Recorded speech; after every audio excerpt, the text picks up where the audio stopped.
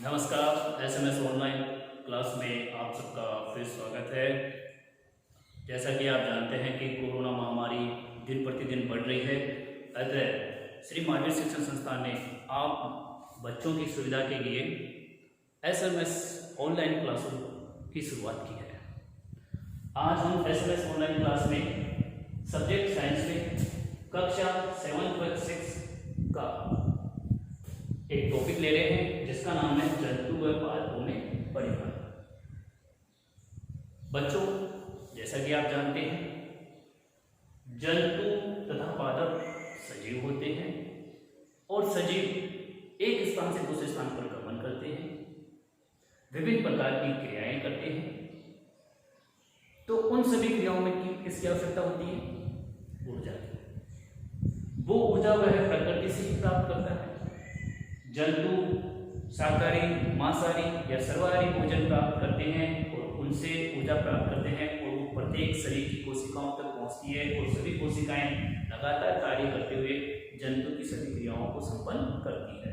इसी प्रकार पादप प्रकाश संश्लेषण क्रिया करते हैं और अपना भोजन बनाते हैं और उस ऊर्जा का उपयोग अपनी विभिन्न क्रियाओं में करते हैं। तो आज हम इसी बिंदु पे बात करेंगे कि किस प्रकार से जो प्रकृति से प्राप्त पोषक तत्व है वो प्रत्येक कोशिका तक पहुंचता है, कौन कौन से अंग उनमें भाग लेते हैं, उनके बारे में हम यहाँ पे बात करेंगे। तो सबसे पहले हमारे मन में विचार आता है परिवहन। परिवहन क्या है? परिवहन का पर्यायवाची होता है गमन। जैसा कि हमने सामाजिक विज्ञान में पढ़ा है, परिवहन के साधन, परिवहन के साधन, उसी प्रकार से यहाँ पर हम विज्ञान में पढ़ रहे हैं परिवहन का अर्थ। तो परिवहन का अर्थ होता है गमन। अब गमन का मतलब यहाँ पर है कि जंतुओं या पादपों के द्वारा जो बाहर से ऊर्जा ग्रहण की जाती है उस ऊर्जा का प्रत्येक कोशिका तक किस प्रकार से गमन होता है, उस क्रिया को कहा जाता है परिवहन। ठीक है, परिवहन को अगर सरल शब्दों में हम कहें तो गमन है और इसका मतलब है ऊर्जा का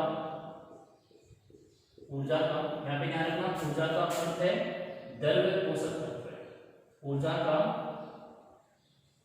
प्रत्येक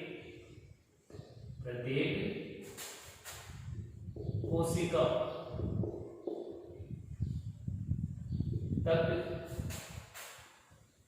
पहुंचने की प्रक्रिया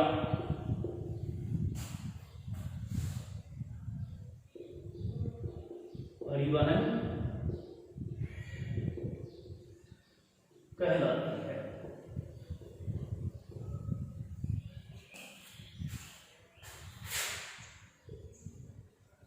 ठीक है, एक बार फिर सुन लेना। ऊर्जा का मतलब यहाँ पर पोषक तत्व। ठीक है, और पोषक तत्व कौन से हैं? हमें भोजन से प्राप्त होने वाले पोषक तत्व हैं, भोजन से प्राप्त पोषक तत्व है। श्वसन क्रिया में हम क्या लेते हैं? O2 लेते हैं तथा CO2 निष्कासित करते हैं, तो उनका भी परिवहन होता है। अंतःस्रावी ग्रंथियों द्वारा, इसके आगे बारे में बात करेंगे हम। अंतःस्रावी ग्रंथि हार्मोन भी में आते हैं।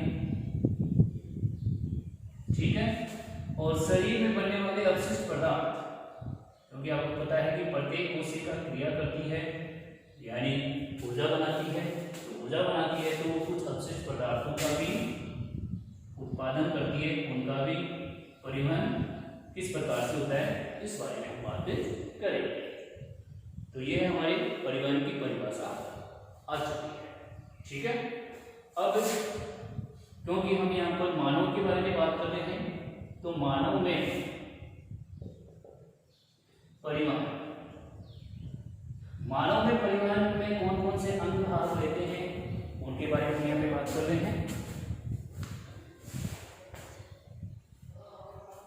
तो मानव में परिवहन के जो अंग है उनके बारे में यहाँ पे मैं ऊपर लिख रहा हूं, ध्यान से देख लेना।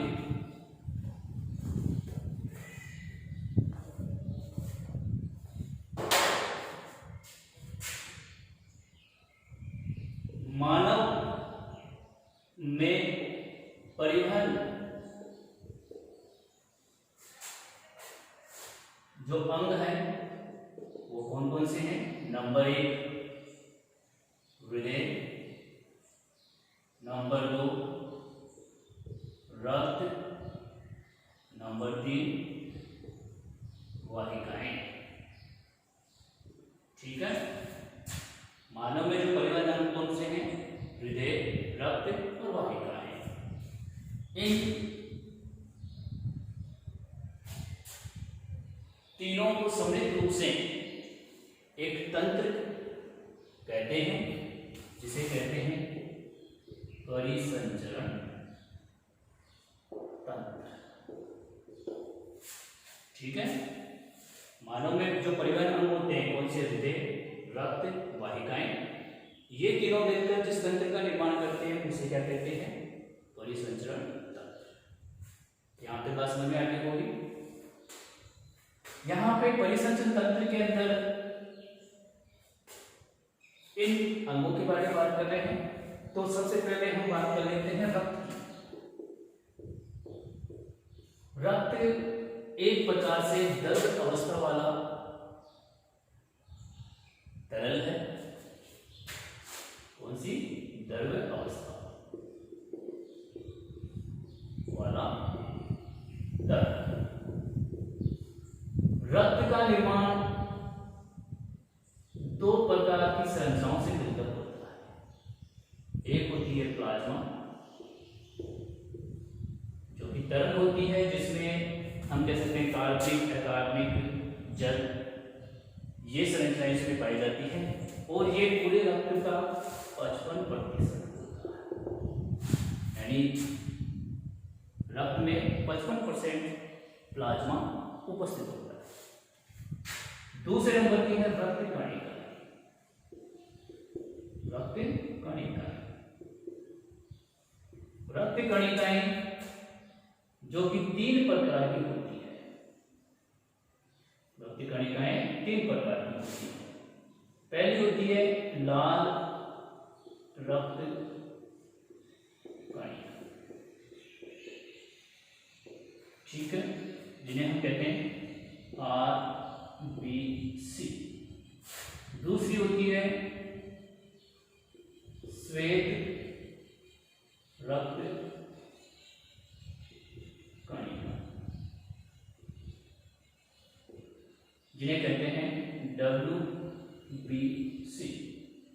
तीसरी होती है बिंबाणु, बिंबाणु, जिन्हें कहते हैं प्लेटलेट्स। तो ये तीनों मिलकर रक्त कणिकाओं में उपस्थित होती है। तीनों ही रक्त कणिकाओं में उपस्थित होती है और इनकी प्रतिशतता होती है रक्त में 45%। ठीक है, यहां तक बात समझ में आ गई। अब फिर दूसरे नंबर का जो अंग है वो है हृदय। हृदय एक कह सकते हैं मानव शरीर का सबसे क्रियाशील अंग होता है। मानव शरीर का सबसे क्रियाशील अंग होता है, अर्थात ये लगातार पूरे जीवन भर कार्य करता रहता है। ये जब कार्य करना बंद कर देता है तो उस समय मनुष्य मृत्यु हो जाता है। तो हृदय शरीर का सबसे क्रियाशील, शरीर का सबसे क्रियाशील अंग होता है। यह मांसल संरचना है। मांसल मतलब पेशियों से निर्मित संरचना है।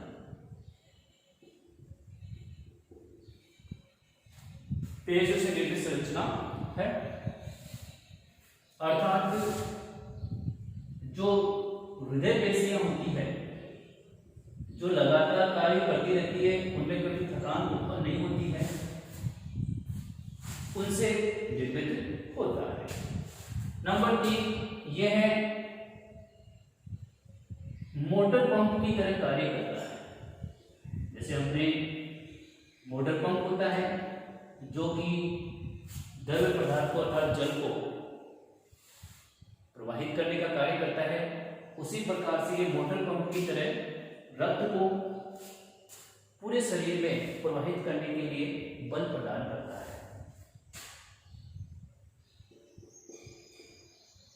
मोटर पंप की तरह कार्य करता है। हृदय को जो 4 कक्षों में बांटा गया है, हृदय को 4 कक्षों में बांटा गया है। ठीक है, हृदय को किसमें 4 कक्षों में बांटा गया है, 4 कक्षों में इसमें बांटा गया है। इन चारों कक्षों को जो नाम दिया गया है वो मैं इधर लिख रहा हूं। ध्यान रखना है, आप वीडियो रोककर नोट्स उतार सकते हैं। ठीक है, ये 4 कक्ष कौन से हैं? ऊपरी जो 2 कक्ष होते हैं, ऊपरी कक्ष, इनको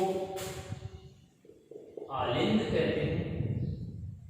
इनको क्या कहते हैं? आलिंद कहते हैं।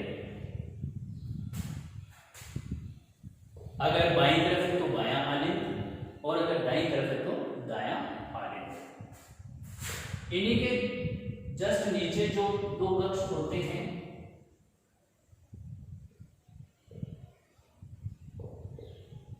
निचले कक्ष, इन्हें नीले कहते हैं। ये भी उसी प्रकार से बाईं तरफ है तो बायां नीले, दाईं तरफ है तो दायां नीले। ध्यान रखना है, बायां आलिंद बाएं नीले से और दायां आलिंद दाएं नीले से विशेष प्रकार के अर्धचंद्राकार कपाटों से जुड़ा होता है। ठीक है, ये हृदय के बारे में बात करते हैं। ये सामान्य सी बातें हैं हृदय के बारे में। बड़ी कक्षा में आप जाओगे तो इन्हीं को विस्तार से आप पढ़ोगे। ठीक है, फिर अपना आता है नंबर 3, जो परिसंचरण का अंग है वो है वाहिनियां।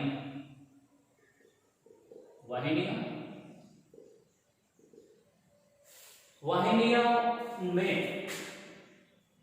इनकी संरचना के आधार पर या इनमें बहने वाले रक्त के आधार पर इनका वर्गीकरण किया गया है, और वो होती है 3 प्रकार की। नंबर 1 धमनी, नंबर 2 शिरा, और नंबर 3 केशिकाएं। ध्यान रखना है, धमनियां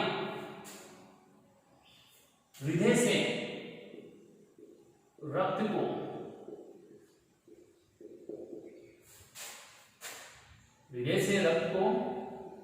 अंगों तक ले जाती है।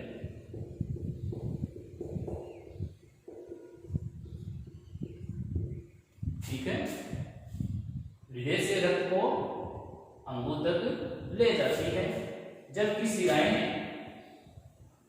रक्त को अंगों से हृदय तक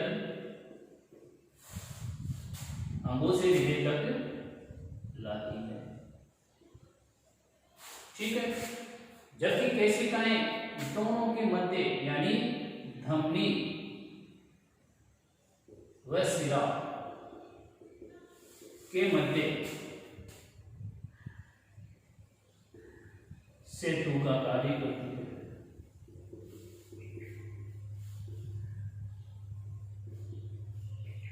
सेतु का कार्य करती है, यानी धमनियां जैसे ही किसी अंग में प्रवेश करती है तो उनकी कोशिकाओं के मध्य में वह छोटी छोटी पतली पतली वाहिकाओं में बट जाती है, उन्हें कहते हैं केशिकाएं।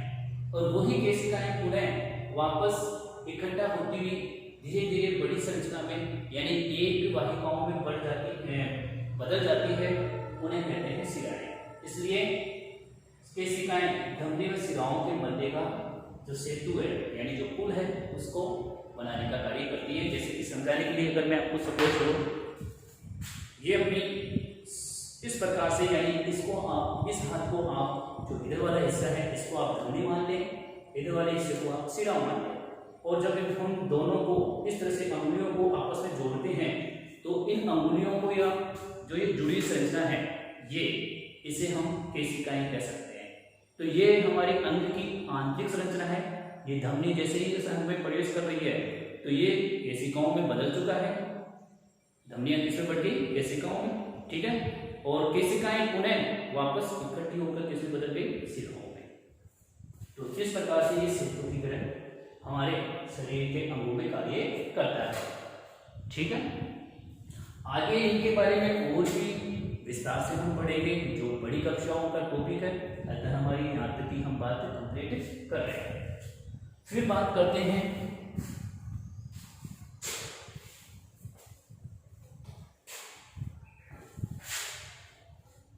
पादपों के बारे में। पादप जैसा कि आप जानते हो, पादप की जो संरचना है वो एक जगह स्थिर रहने वाली होती है, अर्थात ये एक स्थान से दूसरे स्थान पर गमन नहीं करते हैं, अपने ही स्थान पर रहकर के लगातार प्रकाश संश्लेषण क्रिया द्वारा भोजन बनाकर उसको ग्रहण करते हैं। इसी प्रकार से भूमि में से जल व खनिज लवण ग्रहण करते हैं और उनका भी परिवहन करते हैं। तो पादपों में जो परिवहन के अंग होते हैं वो सामान्य रूप से दो प्रकार के होते हैं। पादपों में परिवहन अंग, पादपों में परिवहन अंग नंबर 1 होता है फ्लोएम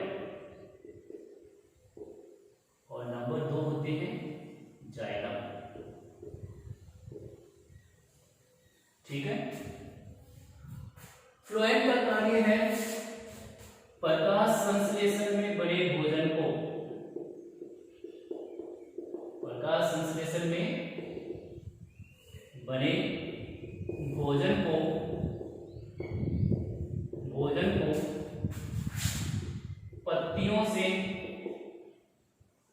पत्तियों से पादप के सभी अंगों तक पहुंचाना, सभी अंगों तक पहुंचाना, ठीक है। ये फ्लोएम का कार्य है। फ्लोएम की संरचना को अगर हम देखें तो फ्लोएम की संरचना में 4 प्रकार की संरचनाएं होती है। एक होती है चालनी नलिकाएं, दूसरी होती है सहायक कोशिका, तीसरी होती है फ्लोएम पेरेन्काइमा और चौथी होती है फ्लोएम फाइबर। इन चारों संरचनाओं से मिलकर फ्लोएम का निर्माण होता है। और फ्लोएम का कार्य क्या है, प्रकाश संश्लेषण में जो भी भोजन बनता है और भोजन कहाँ बनता है, पत्तियों में, तो उस भोजन को पत्तियों से पादप के सभी अंगों तक पहुंचाने का कार्य फ्लोएम करता है। फिर जाइलम के बारे में बात कर लेते हैं। जाइलम का कार्य होता है जड़ों द्वारा जो अवशोषण, जड़ों द्वारा जल तथा खनिज लवण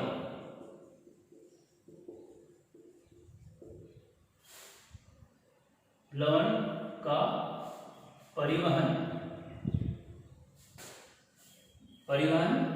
जाइलम द्वारा किया जाता है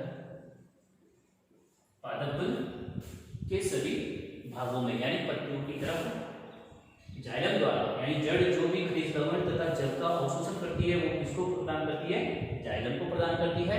और जाइलम उसको पादप के सभी अंगों यानी पत्तियों तक भी पहुंचाने का कार्य करता है और जो शाखाएं होती है उनमें भी पहुंचाने का कार्य करता है।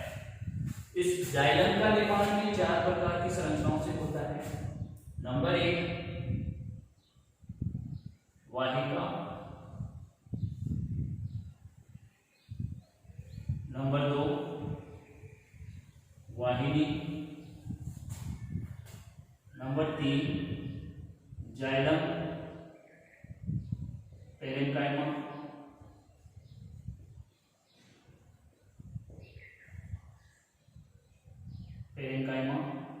और नंबर 4 जाइलम फाइबर।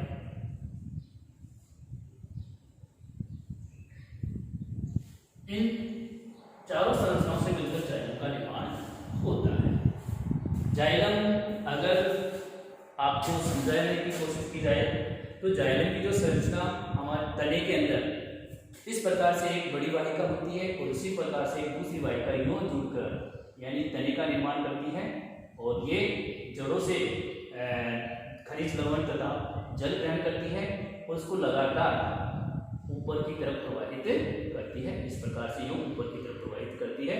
इनमें भी ये जल होता है, खनिज लवण होते हैं, वो भी यानी ये तो एक सिंगल इकाई दिखाई देती है, ऐसी कई इकाइयां मिली हुई होती है जिसके कारण से जाइलम का निर्माण होता है और जाइलम खनिज लवण व जल को लगातार पत्तियों की तरफ पहुंचाने का कार्य करता है।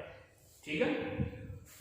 अब यहाँ पर एक चीज विशेष तौर पर हमने देखी है कि मनुष्य में भी जो रक्त होता है वो नलियों में बह रहा है, जबकि पादपों में जो जल है या खनिज लवण है या जो भी फ्लोएम के द्वारा जो भोजन प्रकाश संश्लेषण बढ़ रहा है उसको नीचे प्रोवाइड किया जा रहा है। तो ये सब संरचनाएं वाहिकाओं में बह रही है। तो इस कारण से जंतुओं में इस स्थिति को हम कहते हैं बंद परिसंचरण। ठीक है। यानी जंतु, यहाँ पे जो हम मानव की बात कर रहे हैं तो मानव के अंदर जो परिसंचरण प्रक्रिया होती है वो किस प्रकार की होती है, बंद प्रकार की होती है, इसलिए इसको बंद परिसंचरण कहते हैं। ठीक है ना। इस टॉपिक के बारे में हम अगले वीडियो में बात करेंगे। तब तक के लिए धन्यवाद। आशा करता हूं कि आप इस कोरोना काल में लगातार स्टडी पे ध्यान दे रहे होंगे। अपने स्वास्थ्य को भी आपको बनाए रखना है। इसके लिए सुबह सुबह आपको योग या व्यायाम को अपने जीवन का हिस्सा बनाना है, दैनिक दिनचर्या का हिस्सा बनाना है और सावधानी हमें रखनी है। जो भी हमें टीवी पर कोरोना से बचने की सावधानियां बताई गई है उनका सचेत रहकर पालन करना है, घर पे रहना है और सुरक्षित रहना है।